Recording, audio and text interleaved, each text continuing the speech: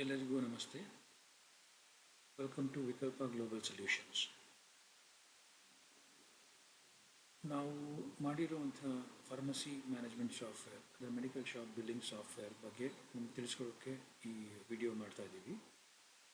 ಮೊದಲನೇದಾಗಿ ಇದು ತುಂಬಾ ಯೂಸರ್ ಫ್ರೆಂಡ್ಲಿ ಆ್ಯಂಡ್ ಅಂದರೆ ತುಂಬಾ ಸಿಂಪಲ್ ಆಗಿರುವಂಥ ಸಾಫ್ಟ್ವೇರ್ ಆಗಿರುತ್ತೆ. ಅದರ ಬೇಸಿಕ್ ಕಂಪ್ಯೂಟರ್ ನಾಲೆಡ್ಜ್ ಇರೋರು, ಬೇಸಿಕ್ ಇಂಗ್ಲೀಷ್ ಗೊತ್ತಿರೋರು ಯಾರು ಬೇಕಾದರೂ ಇದನ್ನು ಉಪಯೋಗಿಸ್ಬೋದು. ಯಾವುದೇ ರೀತಿ ಉಪಯೋಗಿಸೋದಕ್ಕೆ ಕಷ್ಟ ಆಗೋದಿಲ್ಲ.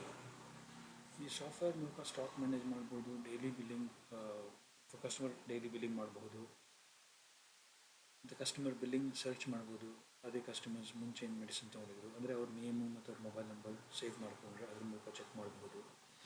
ಮತ್ತು ಮೊದಲನೇ ಬಾರಿಗೆ ಒಂದು ಹೊಸ ಫೀಚರ್ನ ಇಂಟ್ರೊಡ್ಯೂಸ್ ಮಾಡಿದ್ದೀವಿ. ಅದು ಮೆಡಿಸಿನ್. ಯೂಶಲಿ ಕೆಲವು ಸಾಫ್ಟ್ವೇರ್ಗಳಲ್ಲಾಗಲೇ ಮೆಡಿಸಿನ್ ಮೇಲೆ ಸರ್ಚ್ ಮಾಡೋದು ಗೊತ್ತಿರುತ್ತೆ. ಮೆಡಿಸಿನ್ ಹೆಸರು ಹಾಕಿದ ತಕ್ಷಣ ನಿಮಗೆ ಡೀಟೇಲ್ಸ್ ಆಗುತ್ತೆ. ಆದರೆ ನಾವಿಲ್ಲಿ ಹೊಸದಾಗಿ ಮೆಡಿಸಿನ್ ಕಾಂಪೋಸಿಷನ್ ಬೇಸ್ ಮೇಲೆ ಸರ್ಚ್ ಮಾಡೋದು ಕೂಡ ಒಂದು ಫೀಚರ್ ಆ್ಯಡ್ ಮಾಡಿದ್ದೀವಿ. ಇದು ತುಂಬಾ ಉಪಯೋಗ ಆಗಿದೆ. ಈಗಾಗಲೇ ಉಪಯೋಗಿಸ್ತಿರೋರು ತುಂಬಾ ಉಪಯುಕ್ತವಾಗಿದೆ ಅಂತ ಹೇಳಿದ್ದಾರೆ. ಸೊ ಇದರ ಅಡ್ವಾಂಟೇಜ್ ಏನಂದರೆ, ಹೊಸದಾಗಿ ಯಾರಾದರೂ ಫಾರ್ಮಸಿ ಶುರು ಮಾಡ್ತಿದ್ರೆ ಅಥವಾ ಫಾರ್ಮಸಿಸ್ಟ್ ಕೆಲಸಕ್ಕೆ ಹೊಸದಾಗಿ ಯಾರು ಬರ್ತಿದ್ರೆ ಅಂದರೆ ಅವ್ರಿಗೆ ಫಾರ್ಮಸಿ ಬಗ್ಗೆ ಎಕ್ಸ್ಪೀರಿಯನ್ಸ್ ಇರೋದಿಲ್ಲ, ಅಂಥವ್ರು ಯಾರಾದರೂ ಹೊಸದಾಗಿ ಶುರು ಮಾಡ್ತೀವಿ ಅಂದರೆ ಈ ಸಾಫ್ಟ್ವೇರ್ ಇದ್ದರೆ ಸ್ವಲ್ಪ ಈಸಿ ಆಗುತ್ತೆ, ತಿಳ್ಕೊಳ್ಳೋಕ್ಕೆ ಅರ್ಥ ಆಗುತ್ತೆ.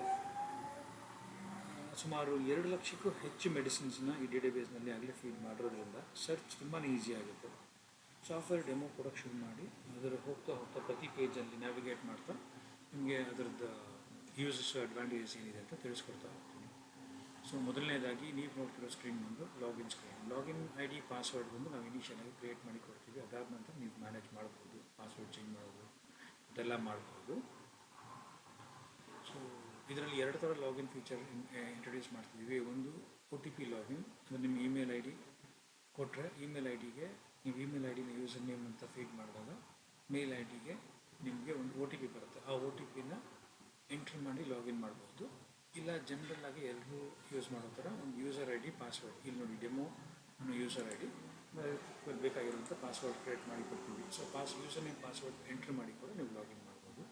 ಈಗ ನಾನು OTP ಪಾಸ್ವರ್ಡ್ ಫೀಚರ್ನ ಇಲ್ಲಿ ತೋರಿಸ್ತಿಲ್ಲ.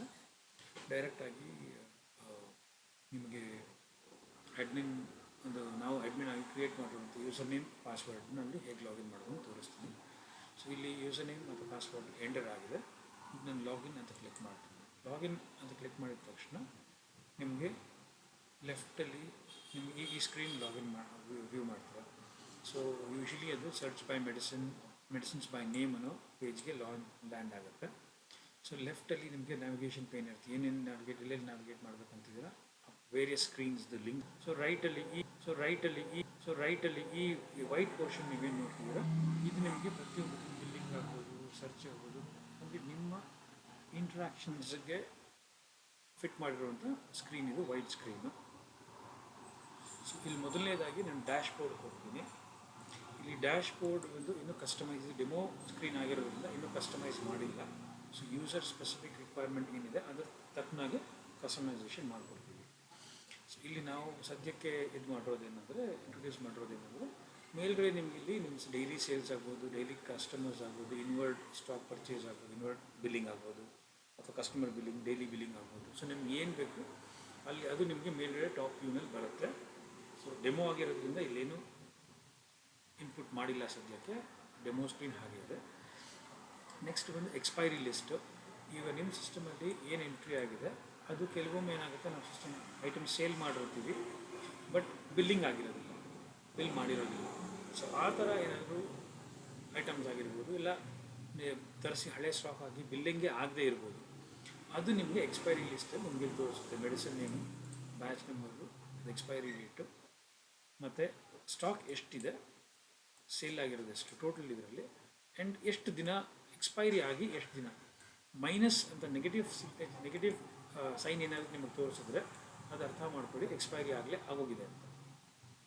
ಸೊ ಮೈನಸ್ ಸೈನ್ ಇಲ್ಲ ಅಂದರೆ ಅದು ಇನ್ನೂ ಇಷ್ಟು ದಿನಕ್ಕೆ ಎಕ್ಸ್ಪೈರ್ ಆಗುತ್ತೆ ಅಂತ. ನೋಡಿ 2025 ಜೂನ್ 30 ಅಂತಿದೆ. ಸೊ ಇನ್ನು 62 ಡೇಸ್ ಆದಮೇಲೆ ಎಕ್ಸ್ಪೈರ್ ಆಗುತ್ತೆ ಅಂತ ನಿಮ್ಗೆ ಕ್ಲಿಯರಾಗಿ ತೋರಿಸ್ತಾ ಇರುತ್ತೆ.